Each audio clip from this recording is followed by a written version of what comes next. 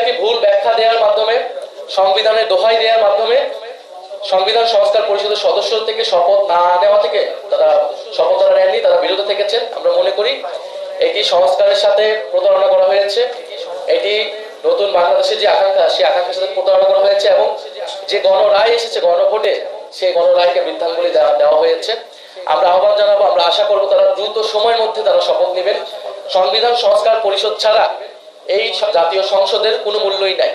আমরা গণঅভ্যুত্থানের পরে ঐক্যমত কমিশনের আলোচনার মাধ্যমে, নির্বাচনের মাধ্যমে, গণভোটের মাধ্যমে এই জাতীয় সংসদে যাচ্ছি, কারণ এই জাতীয় সংসদ শুধু জাতীয় সংসদ না, এই জাতীয় সংসদ একটি সংবিধান সংস্কার পরিষদ হিসেবে কাজ করবে এবং সংবিধান পরিবর্তন করে বাংলাদেশের গণতান্ত্রিক যে সংস্কার, বাংলাদেশের প্রতিষ্ঠানগুলোর যে সংস্কার, সেই সংস্কারগুলো নিশ্চিত করবে। এটি না হলে বাংলাদেশ আসলে আগের বাংলাদেশই থাকবে, সেই স্বৈরতান্ত্রিক কাঠামোটি থাকবে, সে আওয়ামী শেখ হাসিনার বাংলাদেশই কিন্তু আসলে থাকবে, জাস্ট অন্য মানুষরা এই দেশটাকে, এই রাষ্ট্রযন্ত্রকে চালাবে। আমরা নিশ্চয়ই সেটা চাই না।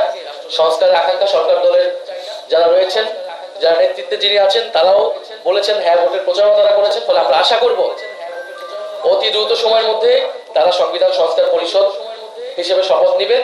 এবং কারণ জাতীয় সংসদ এই সংবিধানের এই যে মৌলিক কাঠামোর পরিবর্তনগুলা, সেই পরিবর্তনগুলা শুধুমাত্র সংসদের মাধ্যমে, সংসদ সদস্যদের মাধ্যমে হওয়া সম্ভব নয়। এই আলোচনা, এই তর্ক বিতর্ক কিন্তু সেই ঐক্যমত কমিশন থাকতেই কিন্তু আমরা করেছি।